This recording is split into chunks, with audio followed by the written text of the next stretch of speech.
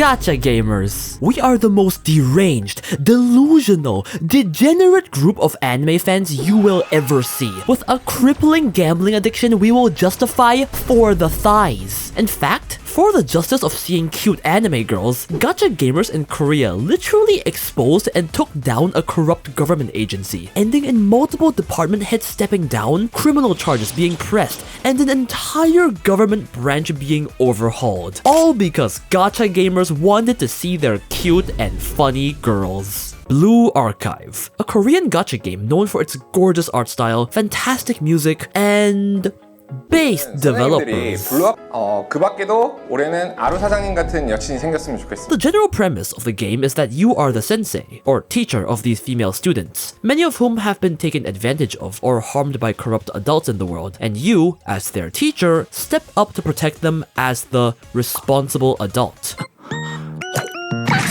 Yes, responsible. In the past few years, East Asian countries such as China, Japan, and Korea have had the appearance of small groups of what internet people call extreme feminists. Like the kind that would hate any kind of sexualization of girls, fictional or not, and go on Twitter rampages online. Yeah, that type. To nobody's surprise, Blue Archive, with this kind of premise, would be one of the targets of criticism. Despite technically being a Korean game, Blue Archive first released in Japan in February 2021, and it was fine. I mean, let's be honest, Japan's had worse. A little cunny is nothing over there. A global version was soon announced in August 2021, and people who saw the trailers and Japanese gameplay were hyped, with over 1 million pre-registrations before the game's release. This was monumental, as even developers only had in-game rewards for up to 250k registrations, so it was probably far above their expectations. Anyway, things looked bright, as 2 months later in October, an interview with program director Young-ha Kim was published on the official Blue Archive YouTube channel. In this interview, he specifically stated that we're fully aware about the areas of concerns expressed by users. The illustrations are of the utmost importance. Some people seem worried that the illustrations in the game may be altered, and some illustrations have been shared in advance on Twitter. We ourselves have not made any changes to the illustrations at this point, and we don't plan on doing that in the future either. A very promising line for those who want to play the authentic game. This line would come to bite them in the ass very soon. The global version of the game released in most parts of the world in November 2021, just 1 month later, and what do you know? A bunch of censorship. A bunch meaning this one image was zoomed in on. I couldn't find anything else they censored, but please correct me in the comments if I missed any. Amongst the global servers, this was notably not censored in Korean, as in if the game detected that you were playing on a Korean IP address. But the rest of the world was not exactly happy. There was, of course, the general censorship bad arguments being thrown around, but more than anything, it was the fact that Nexon, the company, straight up lied. Just 1 month ago, they said they had no plans for censorship, and now this? It felt like a betrayal, and many players felt like they couldn't trust the company anymore. Blue Archive Global Edition got review bombed on both the Apple Store and Google Play, forcing Young-ha Kim, the person who did the interview, to give a statement. He claimed that they had no choice due to external requests because of the different circumstances of different regions. He claims they will try to preserve the original intentions, but certain changes will happen in future updates notifications. There were 2 things that pissed people off. 1. Surely there was no way they hadn't already known about these regional restrictions or circumstances 1 month before the game's release, yet he still, in their interview, said they don't plan to censor anything. Some thought this smelled bullshit, but some people gave them the benefit of the doubt, since there wasn't a lot of censorship, so it could have been a last-second decision, who knows. The second more concerning part was changes in future updates, which basically was a signal that the global version was probably getting more censorship in the future, leaving fans very unhappy. However, since the Japanese and Korean versions were uncensored, most of the unhappy people consisted of those from the West, and China eventually, but they have their whole own phone system and stuff. In other words, what could they really do other than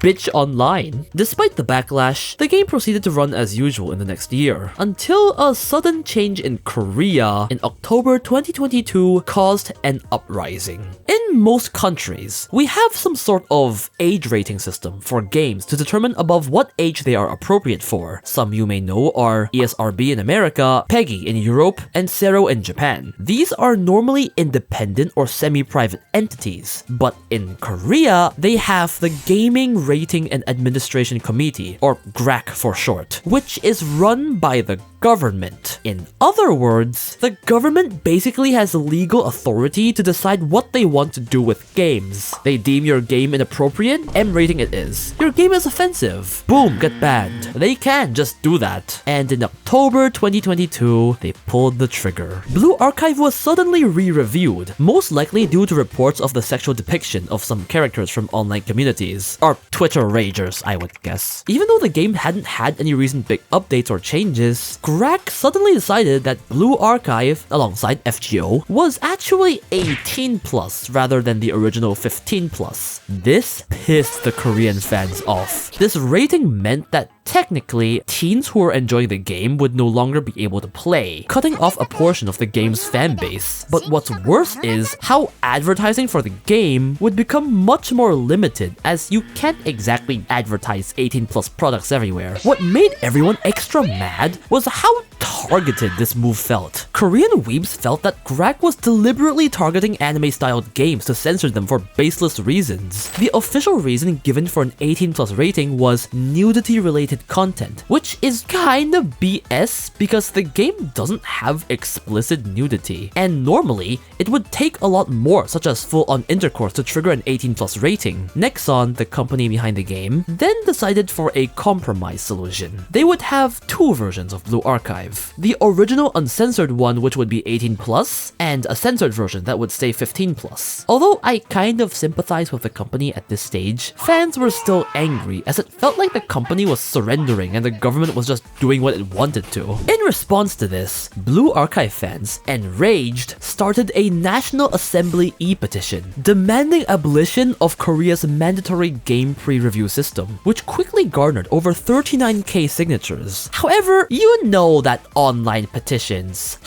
change.org, don't normally do anything. And Korean gamers took this to heart. A lawmaker from the Korean Democratic Party, Lee Sang-hyun, who is presumably also a Blue Archive player, called for a petition in protest, demanding a public audit of the GRAC's work and use of resources. The difference this time, though, was that this wasn't just some online petition to sign. People supporting it would have to show up at a government building, in person, to essentially file a complaint. And for the first time in their lives, gamers left their houses to protect the integrity of their waifus. Over 5,400 Koreans amassed to formally file a complaint against the GRAC department, some even traveling across cities to do so. This was enough to trigger a Board of Audit investigation by the government, or more specifically, Korea's Ministry of Culture, Sports and Tourism. Lawmaker Lee was under this department, and he must have already known something, as he condemned GRAC as festering and rotting from within.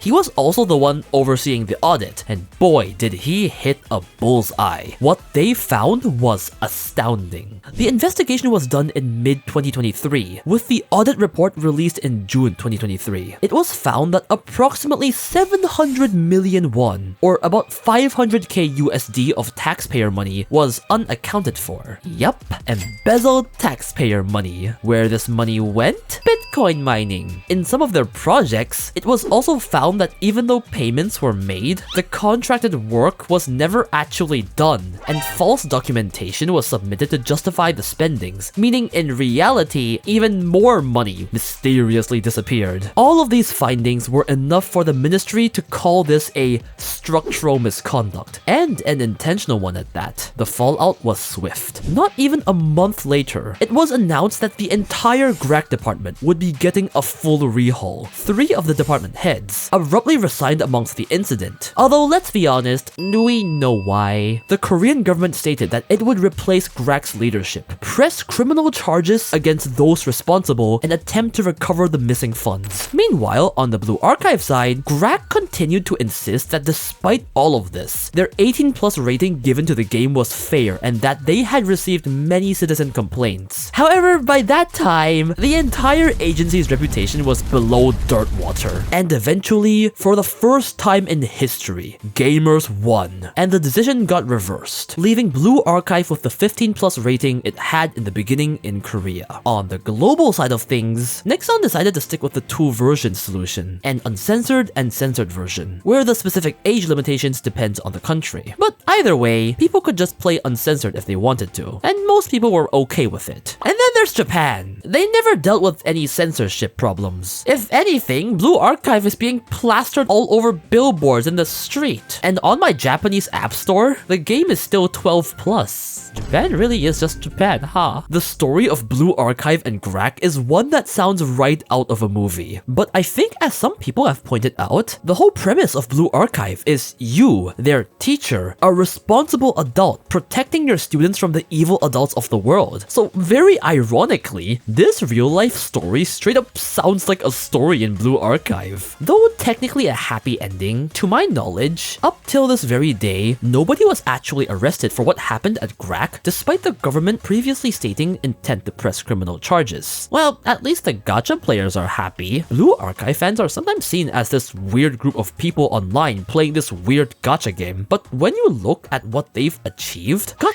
damn, these fans are based. Yes, they took down a whole corrupt government branch here, but on another note, Blue Archive actually even had a whole Red Cross collaboration, and fans made blood donations increase by about 50% in Korea, leading to the highest numbers the country had ever seen. Cute and funny girls are literally saving lives. They lost gallons! If there's a lesson to be learned from this story, don't mess with horny anime fans. They will fuck you up.